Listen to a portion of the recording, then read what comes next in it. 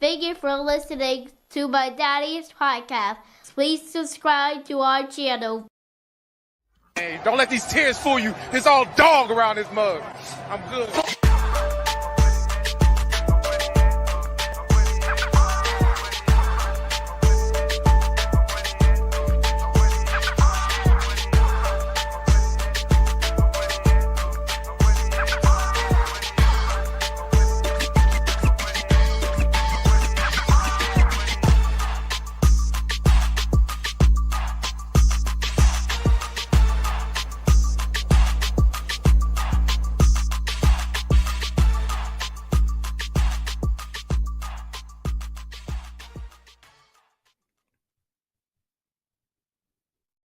Hey, what's going on, Who Dat Nation? It is yours truly, Timothy J. Jones. And yes, I am the host of the State of the Saints podcast. And thank you so much for checking out the State of the Saints, where we talk New Orleans Saints. And shouts out to everybody that's filing in right now. I really do appreciate it. Much love to each and every one of you. And if you're not filing into the chat, if you're watching this on any social media platform, I really do appreciate it. As you file in, I ask that you hit the subscribe button, hit the like button so the channel can indeed grow. And shouts out to everybody that has commented and checked out the last episode of the State of the Saints podcast. If you didn't, it is available for you on YouTube. You can check it out after this show.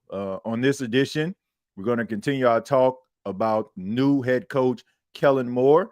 Kellen Moore is in his official first week as the head coach of the New Orleans Saints. He started to hit the ground running on Monday. If you're watching this right now, it is Tuesday, and we are live.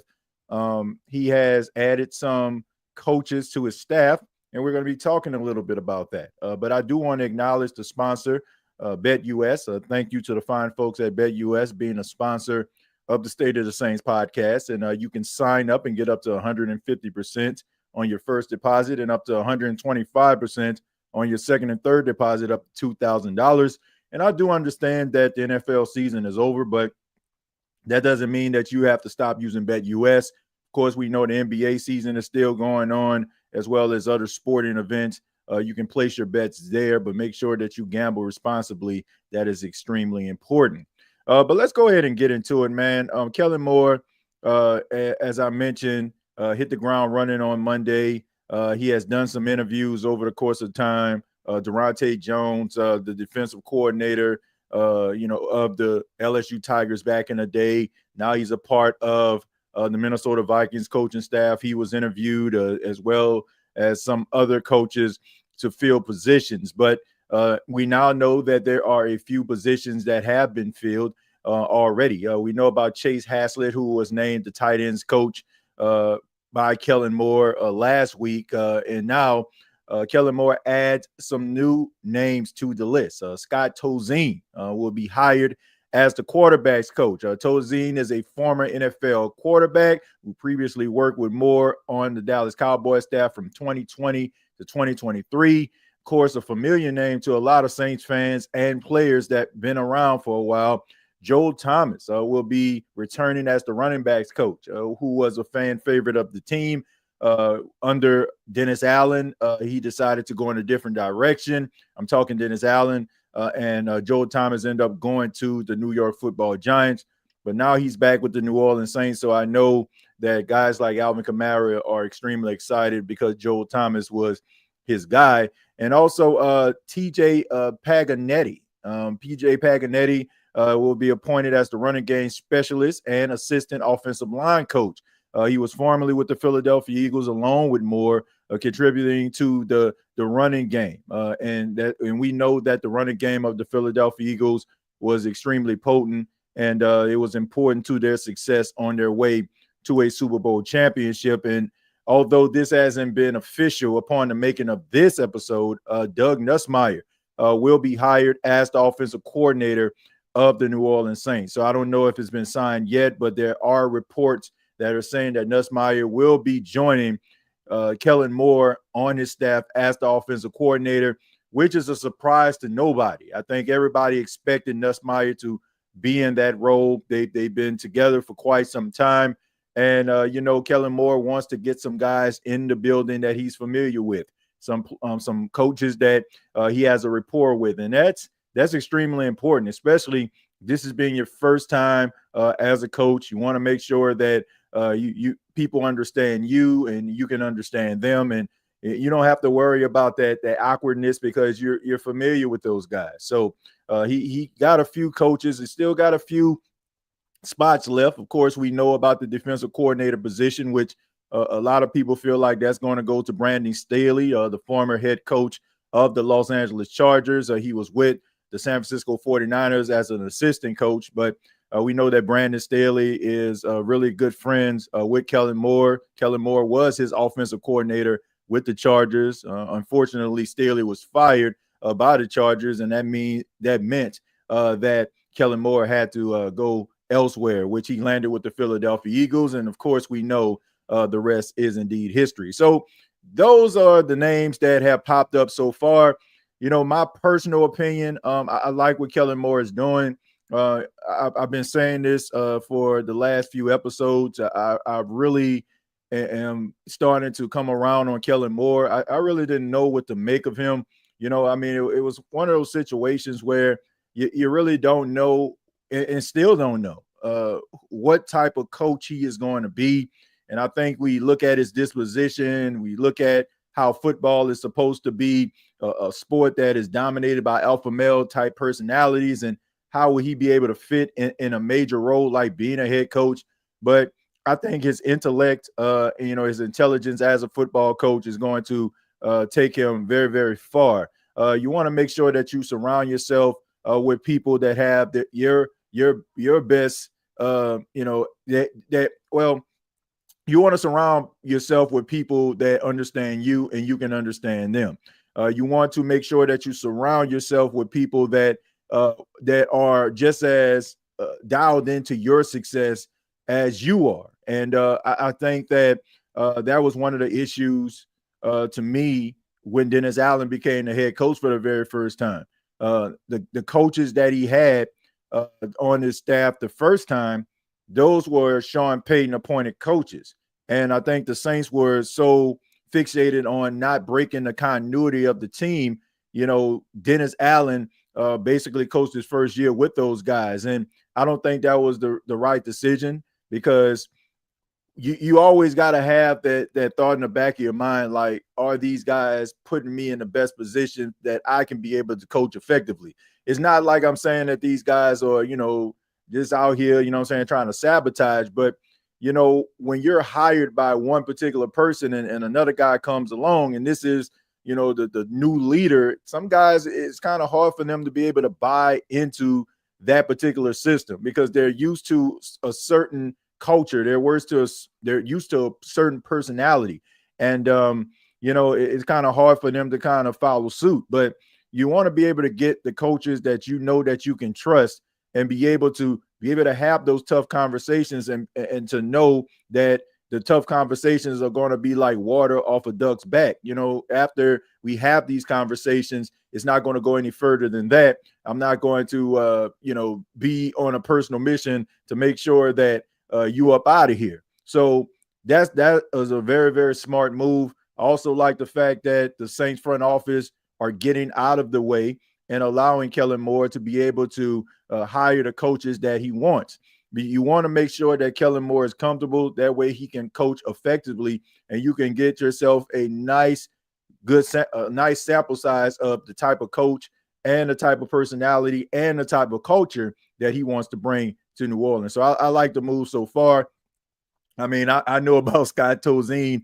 I mean, I remember him playing at the University of Wisconsin as the quarterback, and also, a little bit of a cup of coffee with the Green Bay Packers. So I mean, he is a former quarterback. He does have that experience, and I get it, man. Scott Tozine, he wasn't the best quarterback in the world in the National Football League, but that doesn't mean that you can't be an effective coach. I look at some of the really good players, in the league, and they end up transitioning a head coach. Sometimes, for the most part, it doesn't work out. It's normally those guys that serve, as that backup quarterback, as that backup position guy, he's able to see the field and get those mental reps. And, he also is able to understand the ebbs and flows of the game. You're able to sit on the side and watch the starting quarterback go through the motions, or the starting position player go through the motions. And it also helps you to be able to understand what the coaches have to do, the communication, and what it needs to be like, especially if it's you're on a really good football team, which Scott Tozine was. I mean, with the Green Bay Packers, he was a part of some really good football teams in Green Bay throughout the year. So that can pay dividends to him and his head coaching aspirations. I'm pretty sure that he has. But all in all, I like the move so far. Only time will tell if these moves are going to be beneficial to the Saints' success. But I think that he is trending in the right direction, getting guys he can trust and be able to help this team get to where they need to be. Thank you so much for 257 people watching this right now so far. I ask that you hit the like button. We're going to go ahead and we're going to go to the comments, and it's very, very simple. All you have to do is put your comments in the chat if you want to be a part of the show. We're very interactive podcast here on the State of the Saints podcast. If you're new to the channel, don't worry about paying money and super chats and stuff like that. I just appreciate you all being here and being a part of this process and being a part of this podcast. It really means a lot to me. So many other Saints platforms you can be a part of right now. So I thank you so much for spending a little bit of time with yours truly. But let's go ahead and get into it here. I'll start down at the bottom because normally at the top, and shouts out to everybody that was here, but I want to just kind of make sure that we kind of get a good flow going. I know I said quite a bit, so we're going to start a little bit low at the bottom of the comments. And if you don't hear yours and you feel like you really have a good question or a good comment, make sure you copy and paste. All right. If I go throughout the comments and you don't hear yours. So we'll go ahead and we'll start with we'll go ahead and start with William. He says, how about ML? And it says, Pammy says, I have a good feeling about Coach Moore. Yeah, I mean, I like what I'm seeing so far. I think that his personality will fit very well in the city. Look, if you take care of New Orleans will take care of you. It always has been that way. You don't have to be a rah-rah guy. Just put everything that you have into what you're doing. Show a little passion in the process. Don't have any malicious intent. Don't, be on that backstabbery type stuff and, side talking, and you'll be okay. New Orleans will always have your back. And I don't think that you have to be all loud and boisterous to be a head coach. I think that you just have to win some football games and be effective in your job. And I think the Saints fans will do the rest. I think that there's a misconception about what a coach needs to be like, what I'm saying, how he needs to be perceived, right?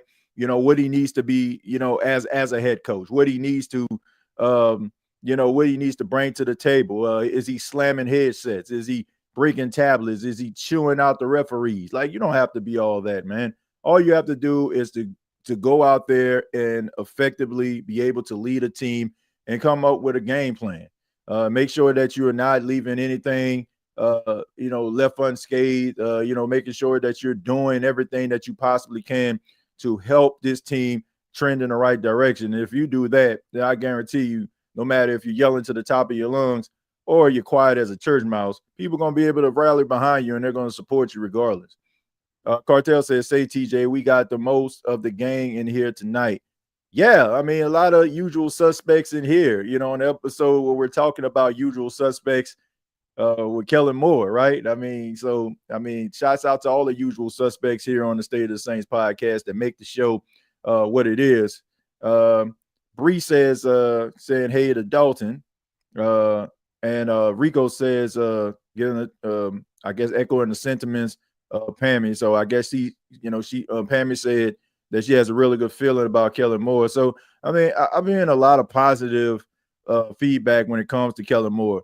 And I like that. I was a little bit nervous because, of his personality and how that would be able to resonate with a lot of Saints fans. But right now, Saints fans are pretty much on board with this. I just think that it has a lot to do with the fact that it represents something new, something fresh. It seems like the Saints are going in a different direction, which I think we all have an appreciation for. And it's something that, as a fan base, as onlookers, rather you're a reporter, rather you're just a casual fan of football and just kind of watch the Saints from time to time, you felt like this team needed a culture change. And having a 36-year-old coach who has no ties to Sean Payton, I think that is a breath of fresh air. And it is not a indictment on Sean Payton. I think we all have an appreciation for what Sean has done for New Orleans, the pride that we all have for the team. But just like anything in life, things come to an end, and it's time for a change. Time for some new leadership, time for a new voice, and it's time for a new identity. And I think that Kellen Moore can lead that charge. I also like how he is going out here trying to make sure that he puts together a staff that can put emphasis on the offensive line. I think that that's going to be important to whoever the quarterback is of the New Orleans Saints, rather they want to roll with Derek Carr for one more year or they want to roll with Spencer Rattler. You're going to be able, if you're going to be able to have any levels of success, you got to be able to be, supported by a good running game. So that starts with the offensive line. So I'm pretty sure they're going to put some emphasis on the O-line. I'm a firm believer in fixing the offensive line first before you go in other directions. That's just me personally. I know we love our skill positions and guys that pop off the screen and guys we want to pay close attention to and buy the jerseys and play with them on Madden. But I just think that the offensive line is extremely important to the success of the Saints going forward. They got to be able to make the right decisions and also accompany those decisions with some really good coaching. That's what's going to get you out of this hole. I know I say that ad nauseum here on the State of the Saints podcast, but it's the absolute truth. If you're going to get yourself out of this situation that you're in, you're going to have to draft well, and you're going to have the coaches to get it out of these players.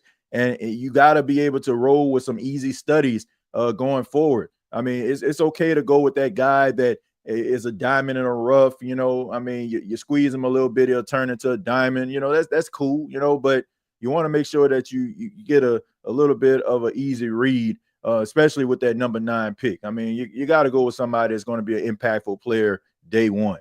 So if you can do those things, I think you'll be just fine. Rico says, I think we get over 500 next year. Yeah, I mean, this is the time, Rico, where you can plant the seeds of success, right? If the Saints are over 500 in 2025, you have to believe that that's a win, regardless if they make the postseason or not, because the expectations are kind of low, and nobody is blaming Kellen Moore if the Saints are below 500, because I think Saints fans understand that he is going into a really tough situation.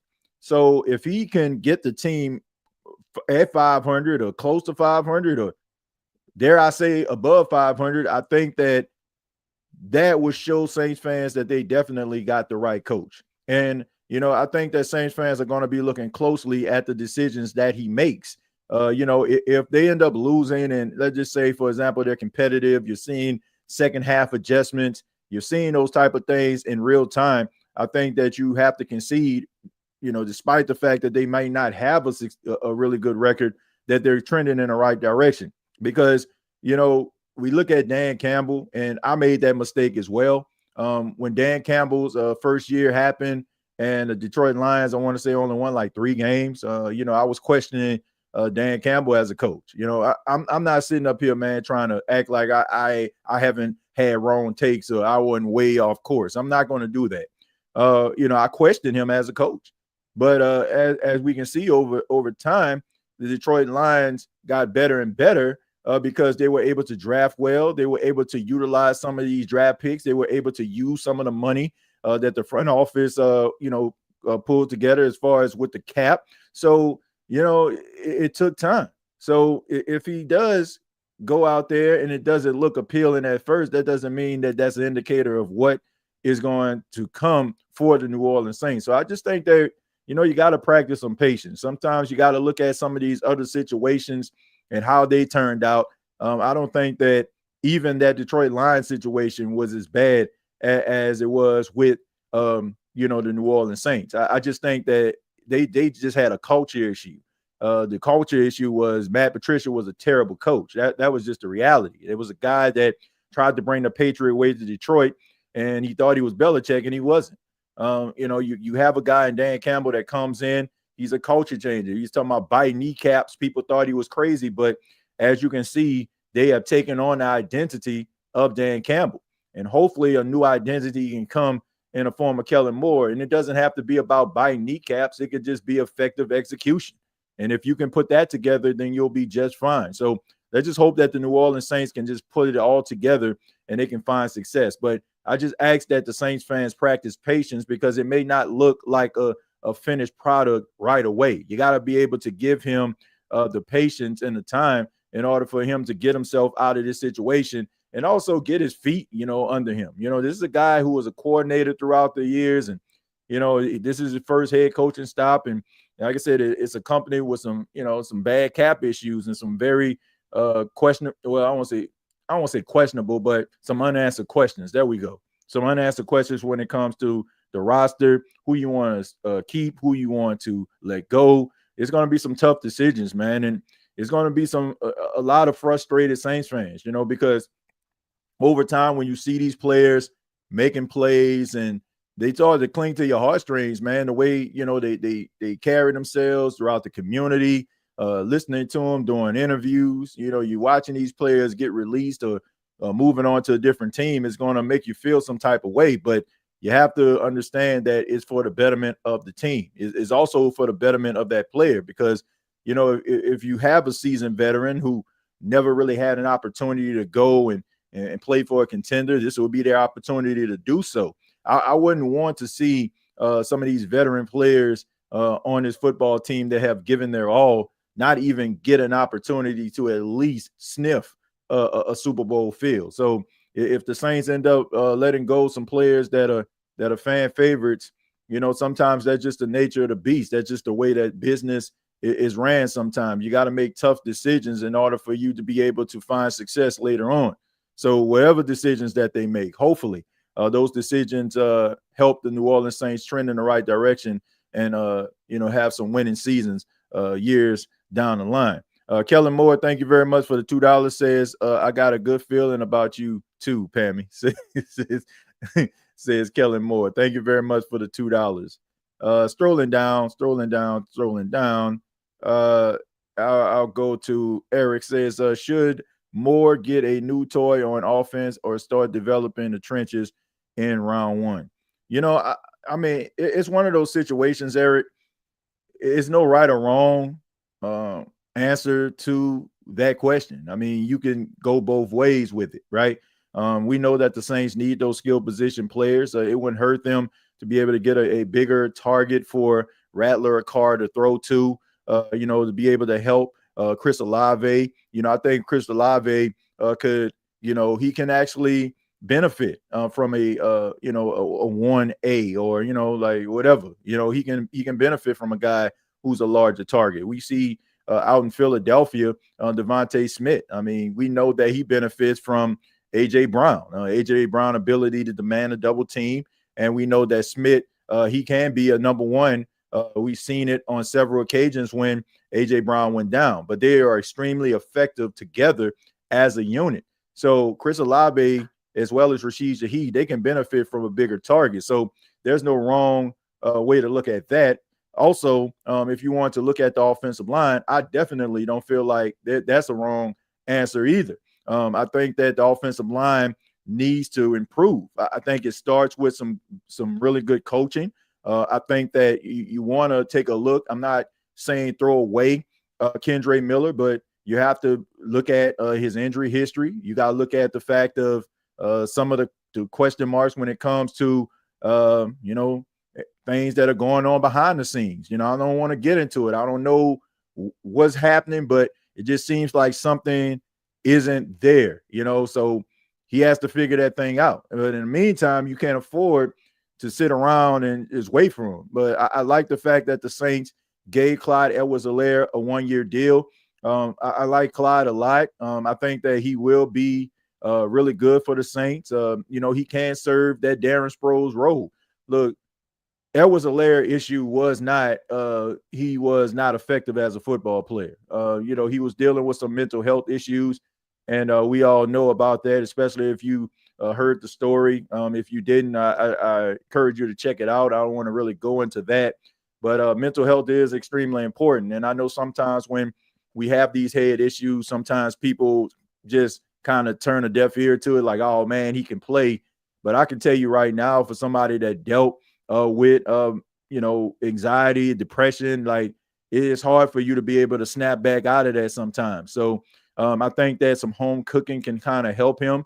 The fact that he has been a Saints fan his entire life, he grew up in Baton Rouge.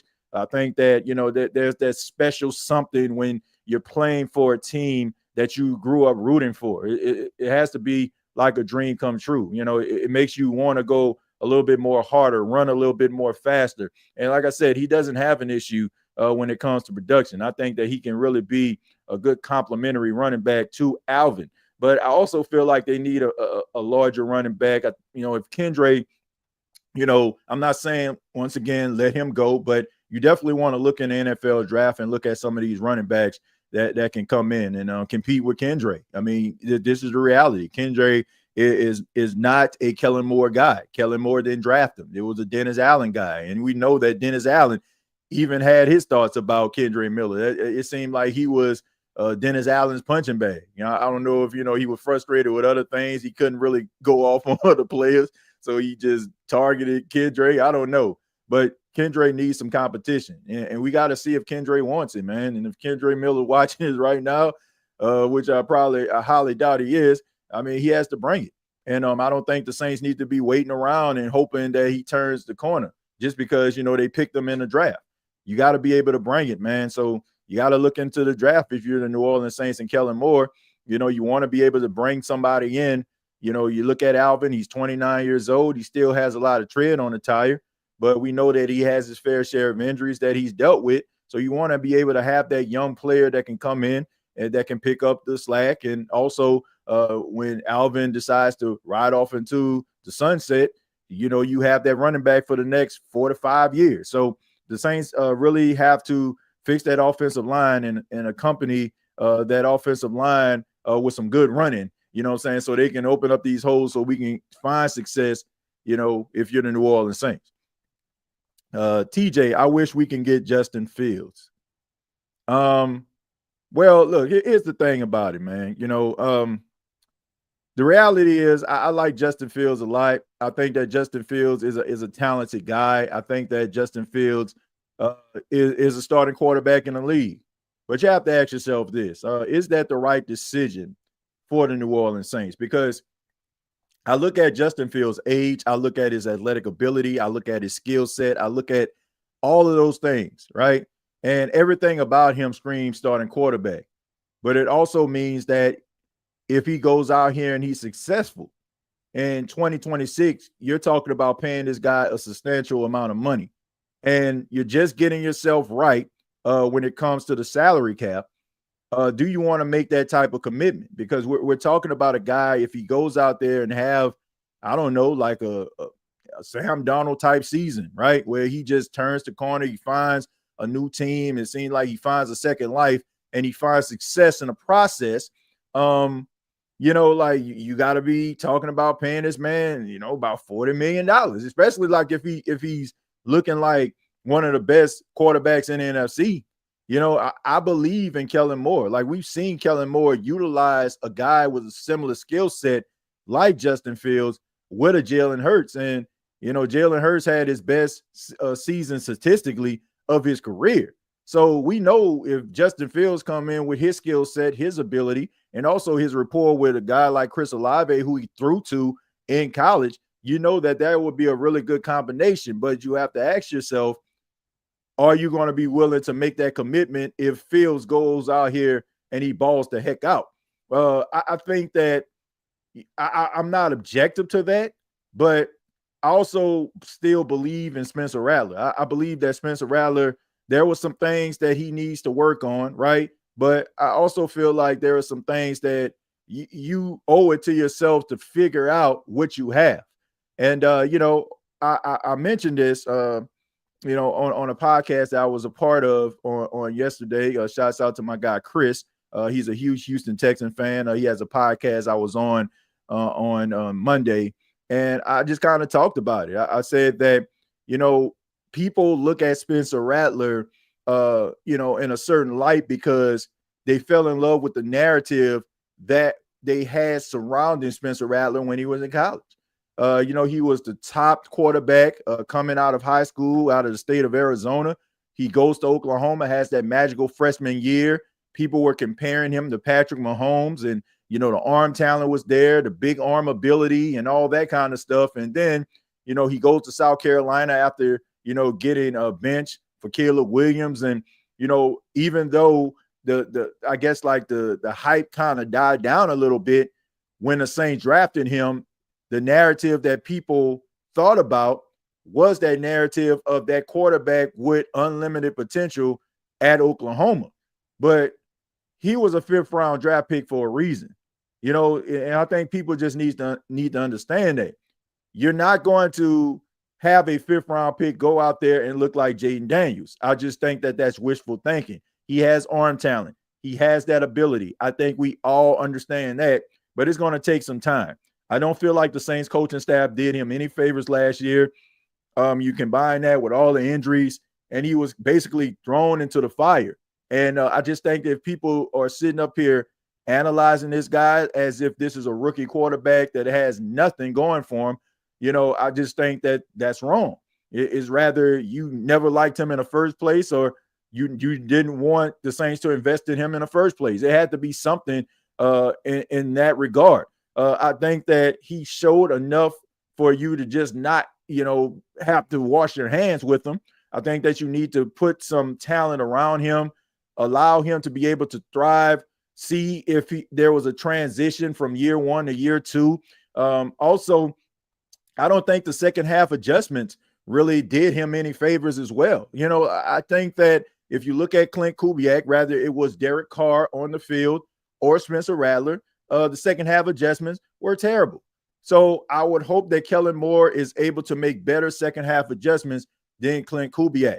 Because if I'm looking at the Saints and I'm looking at Derek Carr, kind of struggle in the second half, find success in the first half, and also Spencer Rattler find success in the first half, and then in the second half, it's kind of stagnant. You have to ask yourself, is it the quarterbacks or is it the coaching staff? And I'm saying that it's the coaching staff because the second half adjustments were god awful. Like first, if the Saints could replicate what they did in the first half and the second half, I think that you would probably have the Saints flirting with a playoff spot seriously, but they just couldn't put it together.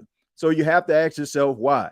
So Spencer Rattler with some better talent around him, offensive line that can be able to protect for him, and also some better, some better running attack, and some solid defense. I think that you'll see a much better version of Spencer Rattler. You can't expect for a 5th round, 150th pick quarterback to go out there and basically just put the team on his back. I just think that that's just wishful thinking, and I just think that you just lying to yourself if you felt like he would do anything other than give you some ups and some downs. I mean, that just comes with the territory. We fall in love with quarterbacks like Jaden Daniels and C.J. Stroud who come into the league and it just looks easy for them. So we wonder to ourselves, why doesn't our quarterback that's young look like that? But those guys are outliers. They're special players. That's the reason why they get picked in the top 5. And there's a reason why you have guys that get picked in the 5th round and the 4th round. Why?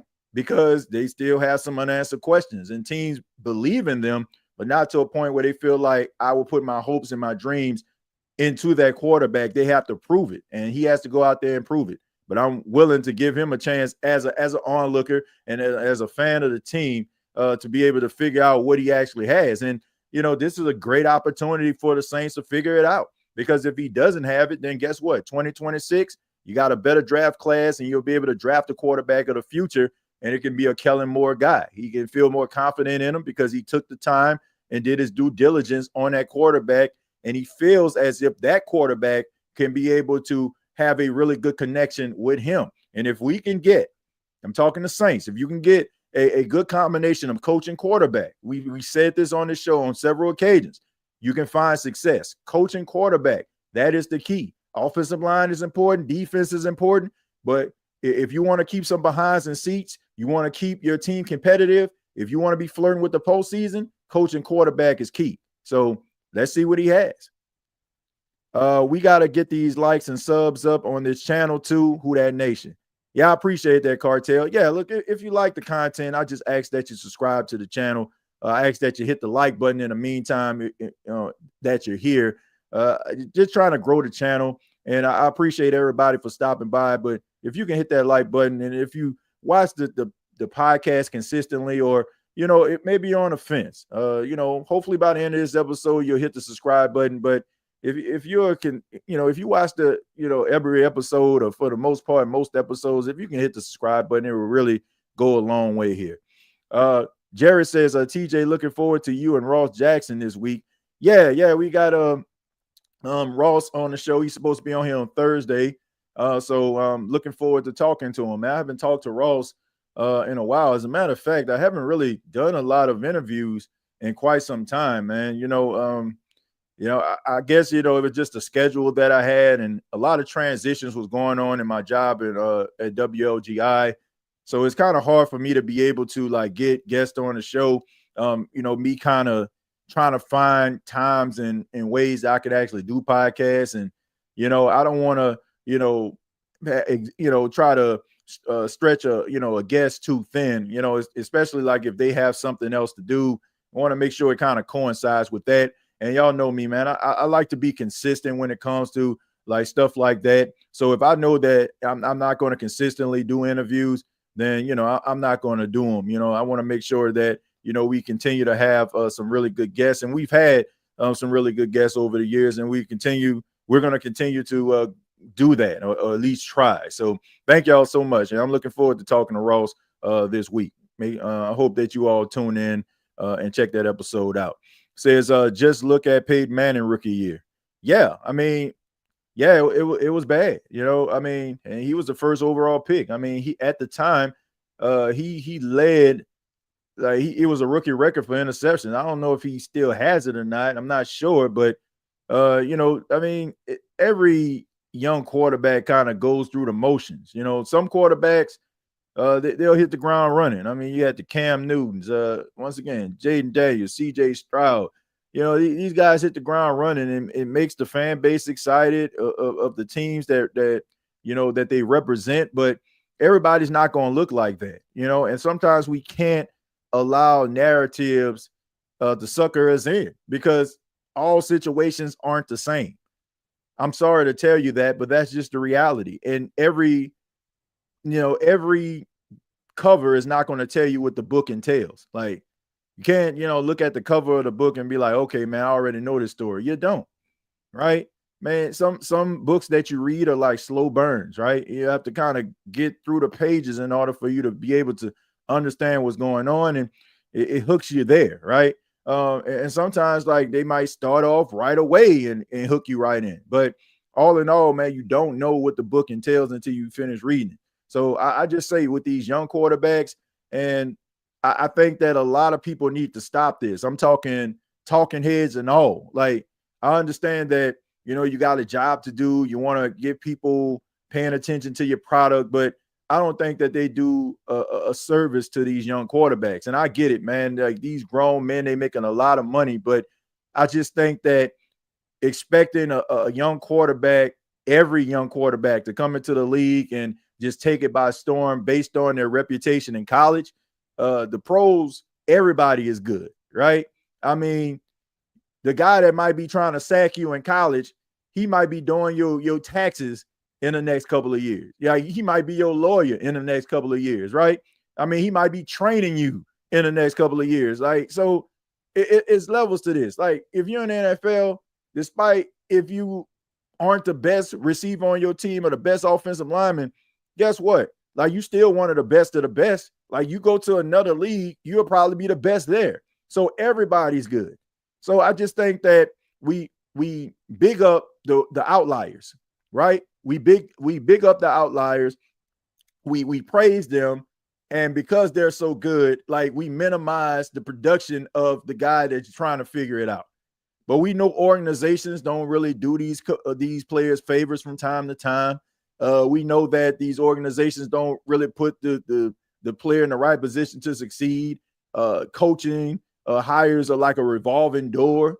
So I just think that we need to take those things into consideration, and we need to practice patience. Now, everybody wants instant gratification, especially with our sports, our basketball, our football, our baseball. But sometimes it takes a player time in order for them to be able to develop into what they need to be. And I just think that a lot of the white noise is, the detriment to a lot of these players. Like, it's tough. Like, just think about it. You go to your social media page and people are talking about you, and you just Joe every day, right? I'm TJ every day, right? You know what I'm saying? I'm not on a bigger, platform as them. And they got to hear this stuff from thousands of people, and you got to drown that stuff out and have this level of confidence. Like, it's tough, man. Like, we talk about mental toughness, but man, some of those comments can slip through the cracks. Some of those thoughts can slip through the cracks. So you're trying to figure it out, all the while trying to maintain a level of confidence, and also got to make sure that you avoid Mr. Joe Blow over here telling you that you suck and you ain't never going to amount to nothing. Kind of tough, man. So, you got to give these players some time, man, to figure it out. Some guys, battle through it, but I think the biggest battle is in between the ears. And if you listen to that stuff loud enough, man, you can have all the talent in the world, but you might end up not living up to your potential because you let some of that stuff kind of sink through.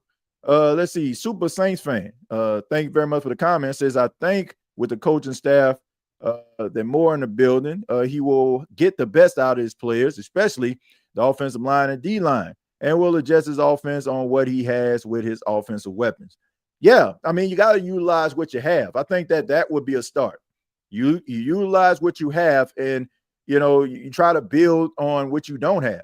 Like, if you lack in a certain category, but you feel like we can kind of patch it up right here, but maybe next year we'll be able to adjust this. Go with what you have. Like, utilize those guys that for a fact are going to get you where you need to be. And I think if you can build on that, I think you'll be just fine. That's one thing that I have a lot of respect for when it comes to Kellen Moore's play calling. A lot of people looked at him as just this pass happy offensive coordinator, but for him to be able to kind of adjust the way that he normally approaches the game, I think that is something that Saints fans should be excited about as well. You're not just beating a dead horse here. No disrespect to the horse or the PETA people out there, but it's just a figure of speech.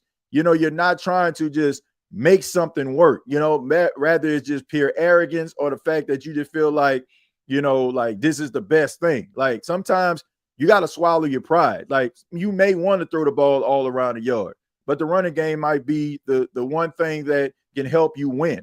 Like Bill Belichick or not, one thing that you can say about Bill Belichick had a game plan based on who he was facing every single week.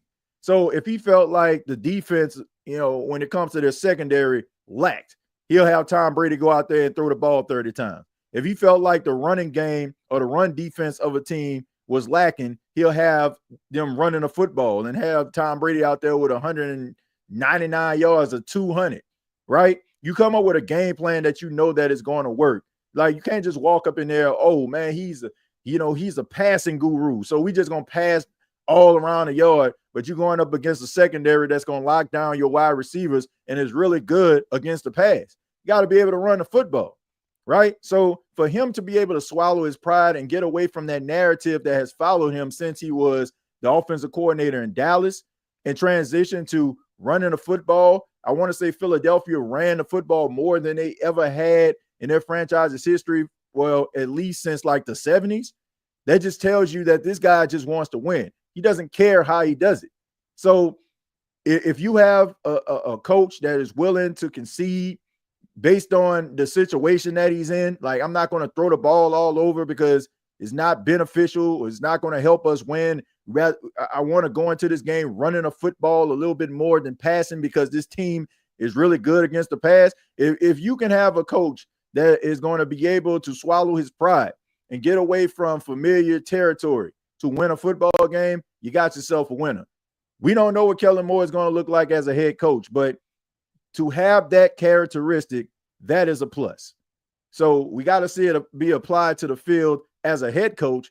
But for him to do that in Philly, to understand that, okay, I got A.J. Brown, I got Dallas Goedert, I got Devontae Smith, but I got a special running back named Saquon Barkley, and he can be the guy that can carry us to victory. And in most cases, he did. For him to do that, I just think that you have to be impressed with a guy like that, man. And those are the little small things that kind of win me over, watching Kellen Moore. I mean, I just like the way the guy carries himself, man. No, ain't much about no style and pizzazz, no sizzle and all that kind of stuff. Like I mentioned, man, you look at Kellen Moore's press conference. I mean, the guy looks like he about to sell you insurance. Like there was like he come up in there, tailored made suit, custom red the toe, Ric Flair style. None of that, right? Like he just felt like, okay, I got this opportunity. This is a great opportunity.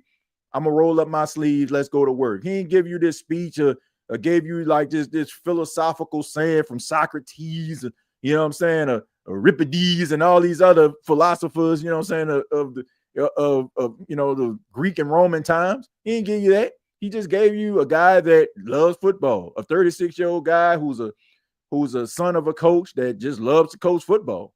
And that's refreshing, man. You ain't got to be all that, right? You ain't got to be all that, man. Just come in with a game plan, come in with an idea, come in with some leadership, and come in with a plan. First and second half adjustments. And I think you'll be all right. Let's see. Uncle Deuce says, "What up, TJ? What do you think about our new OC?" Well, Doug Nussmeier, I look. I don't expect for Doug Nussmeier to be sitting up here calling plays. I think Kellen Moore is going to do that. But I think that he gives him a level of comfortability, and he can be a sounding board, right? He can be a guy he can kind of bounce ideas off of. It's kind of like Sean Payton and what Pete Carmichael was. Pete Carmichael as a play caller, give him 2 games, 3 games calling plays. Yeah, he'll be able to do an effective job. But to consistently do that, I wouldn't buy into that. But when it comes to having really good ideas, being able to burn the midnight oil, be able to sit up there and come up with an extra play that he probably seen from a high school tape, a college tape, game that he saw, I feel like, he'll be able to add that. Doug Nussmeier, to me, kind of fits that same mold. I think that he's more of just a confidant. Somebody that Kellen Moore can sit up there and come up with a game plan with and, add a little bit of his expertise to it. But we know that Kellen Moore is going to call the plays. It's kind of similar to, in reverse, what Joe Woods was with Dennis Allen. It's pretty much the same thing. Like Dennis Allen was calling the play. Joe Woods was providing his expertise and, assisting with the defense, but not to a point where he was, he had the DC name position just by name alone for the most part. We know Dennis Allen was the one that was putting together the game plan and how to neutralize offenses. So I think it's the same thing, but that's not necessarily a bad thing, man. We know that, you want to bring guys in that you can trust. And I think he trusts Doug Nussmeier, and I think that Doug Nussmeier is going to bring something to the table. But we know that Kellen Moore is going to call the plays. I mean, he said that at the press conference. He said that during Super Bowl week when the Saints media asked him the questions. So, it's a guy that he can feed, that can feed him ideas, and they can just bounce ideas off of, and that's healthy. LOL, y'all feel like we need to get our lick back on the Eagles. Nah, I mean, look, I don't feel any type of way about the Eagles at all. I mean, man, the Eagles, I said this on the last episode, the Eagles, good football team, but any Eagles fan that sit up here and just act as if like we just stole something from them to a point where, oh, we just needed them so bad. Like if you look at the Eagles over the last decade, I guarantee you the New Orleans Saints have been the one team they have taken talent away from most consistently. outside of the University of Georgia, right? I mean, the University of Georgia and the New Orleans Saints are the two programs that the Philadelphia Eagles take from the most, right? Malcolm Jenkins, Darren Sproles, Boston Scott, Zach Bourne, CJ Gardner-Johnson. Like, I mean, the list goes on and on. I mean, Ian Book over there, like, so for any Eagle fan to sit up here and talk about, man, y'all just took our coach, man, y'all trying to steal from us. Like, come on, man. Now, I mentioned this also. They did a better job at utilizing them players than what the Saints did. Like, Malcolm Jenkins was a much better safety than he was with the Saints with Philadelphia. It's pretty obvious that Zach Bourne is a better linebacker. CJ Gardner-Johnson a better safety than he was with the Saints. I mean, you can give him credit with that.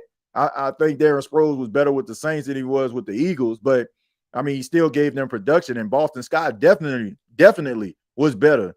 But come on, man, let's be real about this. Like, I mean, I don't really see too many Philadelphia Eagles like coming from, coming to the Saints. I see it like the complete opposite.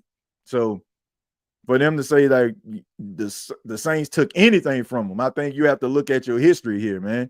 They like the Saints, right? Is making deals with the New Orleans Saints for draft picks or pulling players that played for the Saints at one time or another. So, I mean, you got to be real with yourself. Like they utilize those players more effectively. I will say that, but come on, man. TJ Kellen shows styling and profiling. He means business. Yeah, I mean, you got to hit the ground running, man. Got to hit the ground running. Says you ain't being all that, but you do got to be a bag of chips. Yeah, you got to bring something to the table, right? He was a Saint, became a Panther. I don't know. I'm sorry, Barbara. I don't know exactly who he was referring to. I kind of caught it at the tail end there. It says somebody said baby oil. Let's see. Why Loomis longest tenure GM in league history? Well, I think we all know that, right? I mean, because when he became the GM, he had a rapport with Tom Benson. Tom Benson didn't have any biological kids. I mean, he looked at Mickey Loomis almost like a son. I mean, the way that it seemed like their relationship is. I mean, you have to say that. I mean, the fact that he will leave anything to Mickey Loomis in his will. I mean, that just tells you the type of relationship that they had. But look, Mickey Loomis is the type of guy that, found a really good coaching quarterback. And, if you find a really good coaching quarterback, you can be around here for a very, very long time. But the thing about with Mickey Loomis is over the last 3 to 4 years, this when really people started to really zero in on him, right? Because you really didn't care about what Mickey Loomis had to say. Like, because the team was going in the right direction. You know that more than likely the Saints was going to have double-digit wins. More than likely they'll be contending for the South. So he ain't really care. But, when things are going wrong, like, that's when you start looking at leadership. That's when you start looking at guys and sizing them up or women up, trying to figure out, do I have the right person in this position? So I just think over the last couple of years, like, he just kind of just been, walking around, because you had so much talent and you had success at the quarterback and quarterback position and as a head coach. So you didn't have to worry about what Mickey Loomis had to say. You didn't care. So I think now, Saints fans are kind of feeling like that, Mickey Loomis benefited from finding Sean Payton and Drew Brees. And me personally, I don't think that he's going anywhere. So I'm hoping that he found that in Kellen Moore, where we don't have to care about what Mickey Loomis has to say. We don't care about hearing what he has to say at the end of the year press conference, or we looking for him to fire somebody right away. I'm okay with not hearing from Mickey Loomis. Mickey Loomis, and I say this with all due respect, he doesn't say anything that really moves me. Like, I feel like every time he talks, for the most part, like, he puts his foot in his mouth and just frustrates the Saints fans. Like, I just think that sometimes you got to have some self-awareness about what's going on. Now, I don't know if he understands what's going on, but he doesn't want to for anybody to see him sweat, or he just oblivious to the fact that he's just so dialed into what he's talking about. But either way, it's not healthy and it's not beneficial. Like people want to feel like the leadership up top they can rely on. Like just imagine, and I heard this on a comedy special with Dave Chappelle.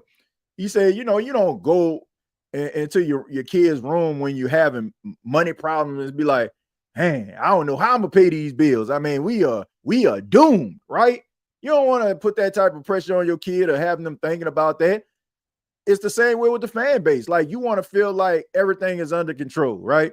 So when you have a general manager at times seems like, and like I said, this may not be the case. Maybe it's just a leadership quality. And I know this from from personal experience. Like they tell you that the people down low, they don't need to see you sweat.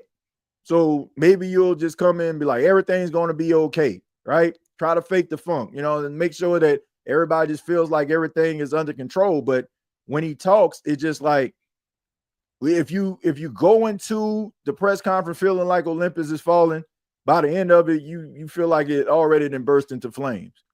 So I just think that the best way for us to stop caring about what Mickey Loomis had to say, it has to go back to the original times where Sean Payton and Drew Brees was around, and he had end of the year press conference every single year. Like that, like people think that the look beyond the results and chewing of the gum was like one of his first press conferences. I mean, he has a end of the year press conference every single year. The only difference is you actually care about what he has to say over the last 4 years. Before that, Mickey Loomis spoke to the media. So I would like to go back to those times. I don't know about you, but I like to go back to those times where I could care less about what Mickey Loomis had to say respectfully. I'm pretty sure he had some to add and all that kind of stuff throughout the years, but nobody cared because, you just expected the Saints to do what the Saints did, which is win a lot of football games, and let's see what we're going to do in the postseason. So if the Saints can get back to that, I guarantee you Mickey Loomis would love that. I don't think he likes to be the center of attention like that. Mickey is good at his job, but not enough people have had to hire someone to know what having the job is like. I don't know if he's good or bad or it's just the fact that he was good, and then like I said, time brings on the change. You have to be able to adjust to the times. If you look at Sean Payton, for example, when he first got to New Orleans versus how he is now as a coach, or even towards the twilight of his Saints coaching life, right? He was not the same. Like I've heard Reggie Bush talk about that, former players like Scott Vegeta and Scott Shanley. I've heard these guys talk about how, man, y'all doing this at practice, man. Sean would never let us do these things, right? So you have to change. You got to be able to adapt, and that don't just stop with coaching. That's also from an executive role. You got to be able to change with the times. Like you got to look around the National Football League and see what other people are doing. Which I'm not saying like be a copycat, but you got to be able to kind of understand where the direction of the league is going. Like you can't live in this echo chamber and feel like, oh, I got everything under control, because you don't. Like, man, you can't be the guy like on I'm gonna get you sucker stepping up out the pen and still got on some platform shoes with some dead fish in it, and in a pimp suit. And there, you walking out this thing like you about to kill the game and everybody laughing at you. Like you got to understand the times, right? Things have changed. So you got to be able to adapt with the time. If you don't, you're just going to get left behind. So only time would tell, right? Only time would tell if he's so far gone to a point where it's just like, man, we got to move in a different direction. But I just think that the fact that you're not giving us anything that makes us feel as Saint fans that you have an understanding about what's going on. Now, despite how this happened, despite how they feel like Kellen Moore fell to them, it still symbolizes change. So only time will tell if it's good enough for people to get off his case, or the noise is going to continue to get louder and louder because yet again, you didn't make the right decision. But right now, I think everybody is kind of even keel right now. It's like a wait and see approach. It's just the fact that it's new. People have an appreciation for that, but we don't know how it's going to turn out. Just got to hope for the best. What do you think about drafting Mason Graham in the first round? I'm not objective to that. I mean, I'm very high on Mason Graham. I mean, I think he's a very talented player, very good interior lineman. We know that the Saints struggled against the run last season, and that can be a tone setter, and that may be one of those positions that Kellen Moore is looking at. I mean, especially if you look at the dominance of Jalen Carter and also the dominance of Fletcher Cox. Even though Kellen Moore never really worked with Fletcher Cox, he retired, the year that Kellen Moore came to Philadelphia. But there's a standard, of dominant interior linemen in Philadelphia. Jalen Carter is picking up the banner and building on what Fletcher Cox left behind. So maybe he'll look at that. Maybe he'll look at the dominance of that interior lineman. Mason Graham not only can stop the run, but he can also get pressure up the middle. And you combine that with Brian Brzee, who is already trending in the right direction, 7.5 sacks. I think that would be a great pickup for the New Orleans Saints. There is no right or wrong. And I go back to what I said earlier here on the podcast. There's no right or wrong here. Any direction the Saints go in, for the exception of kicker or punter in the first round, I don't think anybody will have an objection to it. I mean, unless you just a pessimist. But if you look around this team, they need everything. They need absolutely everything. Like, if they was to draft a quarterback in the first round, who cares? Running back, who cares? Wide receiver, who cares? Tight end, who cares? Right? Everything is needed right now. At least it feels like it. So if they can add Mason Graham, which I would be shocked if he's there at 9. I mean, I wouldn't be mad at that. Would you? Take a few more, then we can go ahead and get up out of here, folks. Says, Chase says, I think Kellen Moore will draft some players on offense. Well, I mean, he's an offensive-minded guy, so I would expect that. Just like DA drafted defensive guys, Brian Brzee, Alontae Taylor, Kool-Aid McKinstry, right? I mean, those are defensive guys, right? Early in the first couple of rounds. So I would expect for him to do that, especially if you're trying to create an identity offensively. Like, yeah, I'm pretty sure you like Olave and Shaheed, who wouldn't. I'm pretty sure you like Alvin Kamara, who wouldn't. But you also want to be able to add your guys that you feel like, you can build into the image that you want them to be in your offense, right? You got some guys that actually have to adapt to your offense, like the guys I just mentioned. And also you can bring in some guys that can learn your system right away, and they can definitely be your guys, right? So, yeah, and I think that you'll probably see influx of offensive players throughout his tenure. I wouldn't be objective to it. I think they need a little bit more on the offensive side of football. Pick up that running back from Boise. I think you're referring to Ashton Jeanty. Not probably. You are referring to Ashton Jeanty. Look, if they draft Ashton Jeanty, that wouldn't be a bad idea either. You definitely would have a really good, solid running back to go alongside Alvin Kamara. So, like I said, there's no wrong answers here.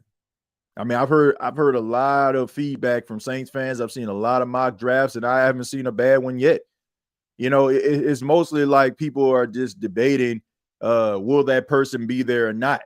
Most of the mock drafts I've seen tells me that a lot of the Saints fan base are pretty much on the same page. It's just a matter of when they drafted that particular position in what particular round, but it kind of looks exactly the same. Might have a running back drafted in the second round instead of the third, or vice versa. But for the most part, all of them pretty much look the same, right? I mean, everybody kind of knows what this team needs in order for them to generate levels of success and be able to be effective over the next couple of years. But I do want to say thank you all for checking out the State of the Saints podcast. Shouts out to everybody that commented. If I didn't get to your comments, I do apologize. We'll try to get to them on the next episode. But you can come over on Wednesday. Every Wednesday, 7 p.m. we'll be over on Bleacher Report, Saints Talk, with yours truly, Timothy J. Jones. We'll be continuing our talks about the Saints coaching staff hires of Kellen Moore. Also, we'll get into your questions, kind of similar to what we're doing here. If you're into that, make sure that you check out Saints Talk with Timothy J. Jones. That's available on Bleacher Report. Just search my name and you'll be able to find it. And also, if you follow the New Orleans Saints as your favorite team on Bleacher Report, you'll be able to see some of my content that I had associated with the team. So make sure you check it out, support that. Also, if you want to follow me on social media engagement, you can follow me on X at TJAY Jones 8. I normally put like a Saints question of the day every single day. Today's question involved Jeff Ireland, and me apologizing on the last episode about some of the things that I've said about Jeff Ireland. I learned over the course of time, over the last few months, I had to really reflect on my thoughts about Jeff Ireland. Is he, bad at scouting players? And I have to say he's not. When you look at how those other players performed on other teams. And so that was the question. Is Jeff Ireland responsible for that, right? I mean, he's the guy that just went to the store and got the ingredients. Is he responsible if the team burns the meal? So that was the question. So we have questions like that just to kind of get the Who Dat Nation talking. And shouts out to everybody that comments, and gives their point of view on those questions of the day. Once again, X TJAY Jones 8. Also, the NFC South Roundtable is available for you on YouTube.com. Search NFC South Roundtable. We've been doing shows. We didn't do any on tonight. Normally, we go live on Tuesday at 7. But throughout the offseason, we'll be on that channel. So make sure you subscribe, hit that bell for notifications so you won't miss an episode of that. Thank you so much. Make sure that you hit that like button and that subscribe button. And until next time, all I got to say is, thank you for listening to my daddy's podcast. Please subscribe to our channel. Hey, don't let these tears fool you. It's all dog around this mug. I'm good.